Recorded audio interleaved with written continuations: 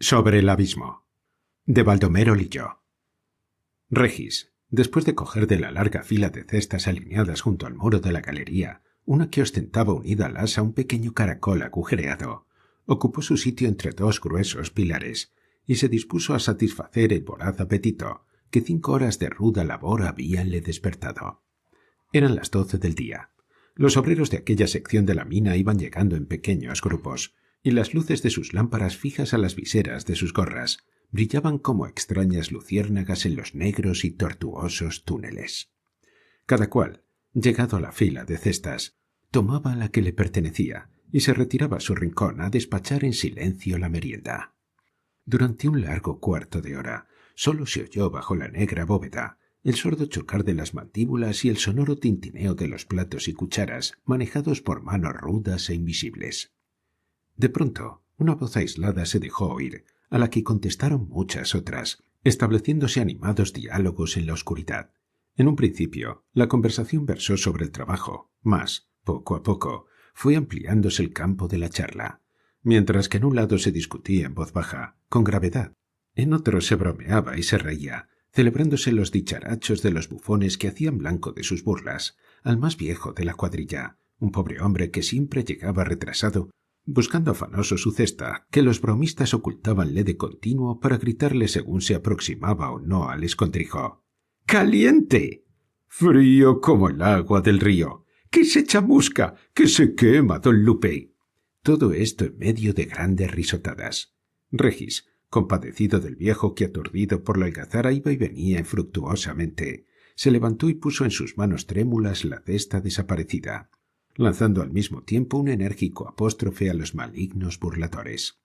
Los aludidos contestaron acremente y, por un instante, hubo de un extremo a otro del lóbrego recinto un bombardeo de gruesos vocablos que terminó, después de una frase proferida por una voz burlona, en una carcajada general. El semblante de Regis, en la oscuridad y bajo la espesa máscara de polvo de carbón que lo cubría, palideció intensamente y su primer impulso fue abalanzarse sobre el calumniador y castigar como merecía la mentirosa especie que acababa de proferir. Pero un rápido pensamiento lo inmovilizó al recordar, de pronto, un diálogo que oyera al pasar esa mañana por delante de una labor. «¿Con que Ramón tampoco ha bajado hoy?» «No puede ser». «Te digo que sí. Don Pedro preguntó por él en la garita y le dijeron que no había estado a recoger los tantos». Y la sospecha germinó y arraigó en su cerebro con la celeridad del relámpago. ¿Cómo? ¿Sería cierto, acaso, lo que le lanzó al rostro tan brutalmente aquel infame? ¿Le engañaría ella con Ramón? Su rostro se contrajo, una sombría llama iluminó sus pupilas y nerviosamente se puso de pie. Regis era un muchacho de 20 años. De estatura mediana, sus miembros delgados y su pálido semblante denotaban la amarga tristeza de una infancia pasada en lo profundo de los túneles, sin juegos, sin risas, sin aire, sin sol. Enamorado apasionadamente de Delfina, la muchacha más linda y coqueta de todo el contorno, había vencido a numerosos rivales que se disputaban aquella conquista. Uno de los más tenaces y de los últimos en abandonar el campo había sido Ramón, un mozo de su edad, rival temible, por cierto, porque a su físico atrayente reunía otras cualidades que lo hacían irresistible entre las muchachas. A pesar de su victoria, Regis vivía desconfiado y receloso, pues su enemigo, despechado por la derrota, habíase jactado públicamente de que tarde o temprano obtendría la revancha. Solo, en la galería, el obrero trató en vano de tranquilizarse, diciéndose que todo aquello no era sino la obra de un envidioso, y que la ausencia de Ramón podía tener origen en una causa muy distinta de la que el calumniador le atribuía. Mas sus celos despertados tan bruscamente ahogaron estos razonamientos, y sólo pensó en abandonar la mina cuanto antes. Tomada esta resolución, y sin cuidarse de la cesta tirada en el suelo, echó a andar presuroso hacia la salida. Mientras caminaba, iba elaborando un plan para conseguir le permitieran abandonar el trabajo, cosa en verdad bastante difícil, pues el reglamento de la mina era en ese punto terminante.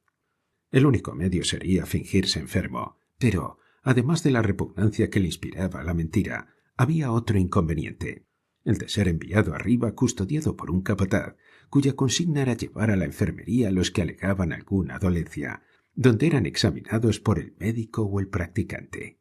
Sabia medida adoptada por los jefes contra los perezosos.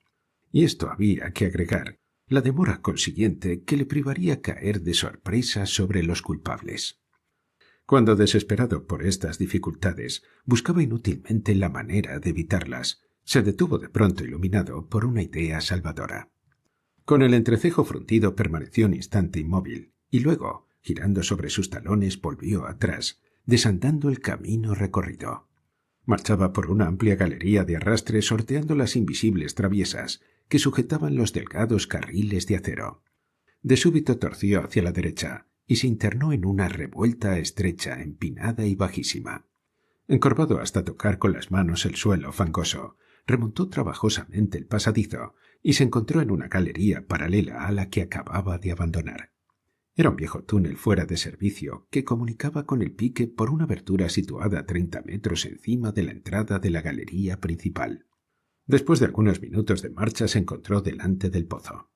De pie en el reborde saliente de la roca, sondeó la negra profundidad, de la que subía un vago murmullo de voces apagadas que indicaban la presencia de obreros en la puerta del corredor. Regis apagó la lámpara para que el reflejo de la luz no lo denunciase, e inclinándose un tanto y alargando la diestra al vacío, pudo tocar con la punta de los dedos uno de los cables niveles a lo largo de los cuales se deslizaba el ascensor. Su plan, aunque audaz y peligroso en extremo, era, sin embargo, facilísimo de ejecutar. Dentro de algunos minutos, terminada la hora de comida, la mina entera reanudaría su labor. Puesta la máquina en movimiento, mientras que el ascensor que estaba ahí, debajo de sus pies, llevaba a lo alto su carga mineral, en el otro, que estaba arriba, descendería el capataz mayor. Como la máquina trabajaría entonces en la mínima de velocidad, podía, maniobrando con viveza y sangre fría, tomar a su paso por delante de él el ascensor, cogiéndose de una de las barras transversales del aparato. A esa hora estaba seguro de no encontrar arriba a ninguno de los jefes, y su escapada, salvo para unos pocos compañeros, pasaría desapercibida. Resuelto llevar a cabo la tentativa y fijados en su cerebro los detalles del procedimiento, esperó, aguzando la vista y el oído, el instante de obrar. Un débil resplandor brotaba de abajo, permitiéndole descubrir la brillante superficie del delgado cable, a cuya extremidad hallábase inmóvil el ascensor. De súbito, un ligerísimo rumor partió del pozo. Regis hizo un movimiento y se estremeció. Su oído ejercitado adivinó en aquellas vibraciones las sacudidas del hilo de señales que transmitían a la máquina el aviso de que, abajo, la maniobra para izar estaba lista. Reteniendo la respiración, aguardó con el corazón palpitante. Pasaron algunos segundos, y una leve oscilación del cable le anunció que el momento de emprender el viaje aéreo había llegado. Asentó lo más sólidamente que pudo los pies en la saliente de la roca y alargó ambos brazos. No tuvo mucho que aguardar. Surgiendo del abismo, vislumbró de un modo confuso la techumbre del ascensor, y bruscamente se echó adelante. Sus manos chocaron contra una superficie dura y lisa, resbalaron por ella un corto trecho, y encontrando un obstáculo, hicieron presa de él. Instantáneamente se halló suspendido en el vacío, envuelto en tinieblas impenetrables. Mas el plan no había salido bien del todo, pues habiendo calculado mal la velocidad del aparato, en vez de asirse a la barra transversal, sus manos solo alcanzaron a rozar las tablas de la vagoneta, deteniéndose en el borde inferior de la plataforma de la jaula, una especie de riel a cuya pestaña se aferraron sus dedos como tenazas. En un segundo analizó Regis su situación, y con infinito espanto vio que era desesperada. Sobrecogido de terror, sus cabellos se le erizaron y la voz se le estranguló en la garganta. La conformación de aquella ranura solo le permitía introducir en ella las dos primeras falanges de sus crispados dedos. Toda la sangre se le agolpó al corazón, cuando tras unos segundos sintió que empezaban a resbalar sobre el metal, a impulso de la violenta atracción de su cuerpo, balanceándose como un péndulo en el abismo. Lanzó un alarido hondo y penetrante, estremeciéndose de angustia y de pavor. Ya bajo la terrible energía desarrollada por sus músculos, incrustóse la carne en el duro hierro soldándose con él, y el ascensor, llevando tras sí aquel vívido apéndice, continuó su marcha ascendente, lenta y uniforme, a lo largo del tubo vertical. Transcurrieron así algunos instantes brevísimos, y Regis, que sentía zumbar la sangre sus oídos y martillarle el corazón dentro del pecho, empezó a calcular mentalmente la distancia recorrida. ¿A qué altura se encontraba? ¿Cuántos metros faltaríanle aún para alcanzar el brocal? Con los dientes apretados, la faz convulsa, los ojos fuera de las órbitas, sacudido por espasmo de agonía y bañado en frío sudor, parecíale una eternidad cada décimo de segundo. De súbito a su lado, tocándolo casi, el minero entrevió fugazmente algo informe que caía de lo alto como una piedra. Una luz viva lo deslumbró, y le pareció distinguir un rostro pálido con dos grandes ojos muy abiertos brillando siniestramente en la oscuridad.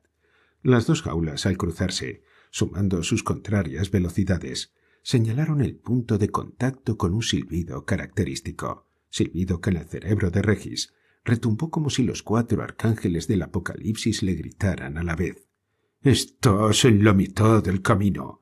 Falta aún 1 minuto, es decir, 1 siglo, para que el ascensor recorra los 150 metros que te separan de la superficie donde está la vida, la salvación. Cada segundo que pasa no hace sino alargar el trayecto, que en breve recorrerá tu cuerpo en su vertiginosa caída mortal». Mas era joven y vigoroso, y su ser entero en la plenitud de la vida se rebeló contra el implacable destino. No quería morir, y a medida que el instante fatal se precipitaba, su espíritu adquiría una potencia de visión extraordinaria. Todos los acontecimientos de su vida desfilaron ante él en un segundo, y comprendiendo que se aproximaba lo inevitable, que de un momento a otro iba a soltarse y caer, quiso terminar de una vez aquella espantosa agonía. Pero el recuerdo del puente que obstruía el pozo, a más de 200 metros debajo de él, arrancóle un rugido desesperado de terror. Como si estuviese de pie sobre ellas, veía las gruesas planchas de hierro erizadas de clavos, de rieles y de pernos, prontas a recibirle y resistir el espantoso choque de su cuerpo, precipitándose de una altura de 250 metros con la velocidad de una bala de cañón. De súbito sintió que los dedos de su mano izquierda resbalaban unos tras otros por la dura superficie del metal. El ascensor subió otros 20 metros lento, silencioso, invisible en la oscuridad, y de pronto Regis experimentó la horrible sensación de que las yemas de los dedos de su mano derecha se hundían y pasaban a través del hierro, como si el metal se hubiese fundido de repente, y se halló, por espacio de 1/10 de segundo, inmóvil en el vacío. Acto continuo estalló bajo su cráneo un trueno formidable, y una tromba de viento le azotó el rostro y le cortó la respiración. Medio minuto después, los obreros del brocal del pique extraían de la plataforma suplementaria, que cuelga a veces debajo de la jaula, para introducir en la mina objetos voluminosos, a un obrero con la cabellera blanqueada a trechos, los ojos muy abiertos y las pupilas enormemente dilatadas, el cual jamás recobró la razón, e ignoró siempre que mientras se caía suspendido sobre un abismo insondable, había a 20 centímetros de la planta de sus pies una sólida plataforma de roble de 2,5 pulgadas de espesor.